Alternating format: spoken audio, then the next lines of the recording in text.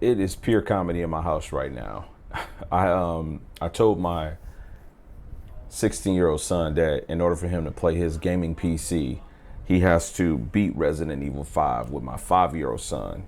My 5-year-old son who turns 6 the end of this year, on veteran difficulty, right? So, oh man, that's just been, I can hear them playing in the other room, and it's just hilarious. But anyway, today's video is me just kind of giving my opinion on the Nintendo Switch OLED, right?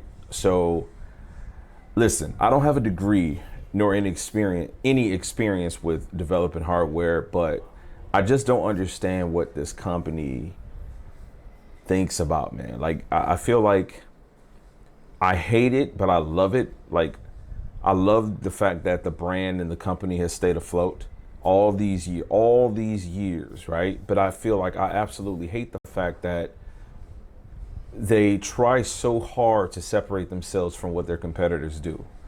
Here you are, you have modern day consoles, or next gen consoles, as we've started calling these consoles next gen ever since like 3 generations ago. And these consoles are trying to keep up with PC. I mean, so much to the point where they're coming out with innovative hard drives that actually are superior in a lot of ways, right? So, I mean, it's good stuff. They got 4K, they got HDMI 2.1, so they're keeping up with like the modern technology. The new displays are out, right? They've been out since 2019. I have a C9 OLED. It had 2.1 in 2019. A year later, a year and a half later, you now got consoles that have the ports that can take advantage of what that TV and now TVs have. It just makes sense. I mean, you buy the console's supposed to accommodate the living room space. So the makers of the consoles say, hey, we see these makers of these displays are making these displays with this type of technology, and we're going to accommodate that technology. Not Nintendo. New console coming out October. It's exciting news. It is. Just anytime there's new game tech, it's exciting, right? Console has gone from having 32 gigs to 64 gigs of internal storage. That's cool. Probably better battery, slightly larger display, and it's OLED. That's amazing. Absolutely amazing. I'm a big fan of OLED. I'm like a 6-7 time OLED TV buyer. You know what I'm saying? Like I absolutely cannot get enough of the picture quality. When it comes time to seeing the best representation of whatever the content is, you want an OLED, okay? $350. It's a $50 upcharge for great new tech. It's got a new dock. It's got a new kickstand that's supposed to be like more metal. All those are awesome things. Here's my problem. I wished Nintendo had actually worked harder to implement some new technology in the dock. Why? Because the dock is the piece that you need to connect your television. So the Switch is a handheld console. It being on an OLED display, that means that you are not going to really be able to enjoy that console outdoors. OLED panels don't do good with light. They just don't do well with light, okay? And so I feel like, charge me $400. I mean, here we are, we're still in a pandemic. And at some point, people were repaying or buying resold consoles from Nintendo for onwards to $600-700, depending on what the bundle was, because those things were hard to get. Charge us $400. Put some kind of processing or dedicated graphics inside the dock. Match what's in the Switch, or at least half of what's in the Switch, so that when I actually dock my console on my 4K TV, I can take advantage of seeing gameplay in 4K. Like, it's a no-brainer. On top of that,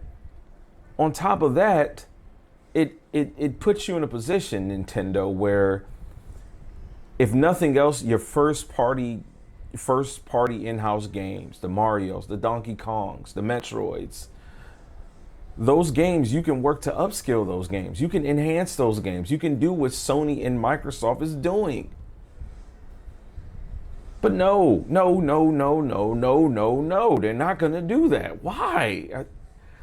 It's frustrating, man. It's very frustrating, and this is the gamer in me speaking, in which really I have no business speaking about this because, since 2015, I've been like hardcore PC gaming. Like the majority of the console gaming that I've done after like mid 2015 was strictly like Destiny and like family gaming type stuff. You know what I'm saying? Never was it really like I'm buying this console or I'm getting it so that I can spend hundreds of hours playing it. Fighting games are all I really play on console. I spent a lot of time playing Assassin's Creed Odyssey on the Xbox One X Scorpio edition. But once I got that title on PC, it was done. It was flatlined. So I'm really not in a position to speak really about what the console should be doing because I really don't care. I mean, I do care, but I don't. I mean, I have a Switch. I got an OG Switch. It's been modified. Like, you know what you can do when you modify a Switch. I got like the entire collection of games. You know what I'm saying? So it's not even a big deal to me, but I love the fact that they're putting bleeding edge technology. I mean, the OLED panel on it makes it obviously the best looking, not the best looking because the resolution isn't going to be higher than some of these smartphones that can now play Game Pass. I mean, it's like,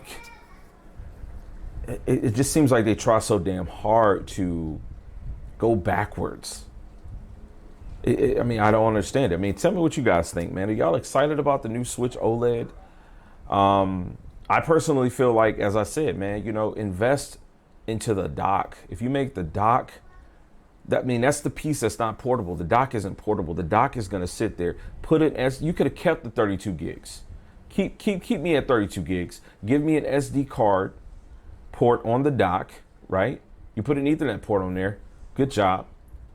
Give me an SD card port on the dock and put 2 gigs of dedicated video RAM on the dock.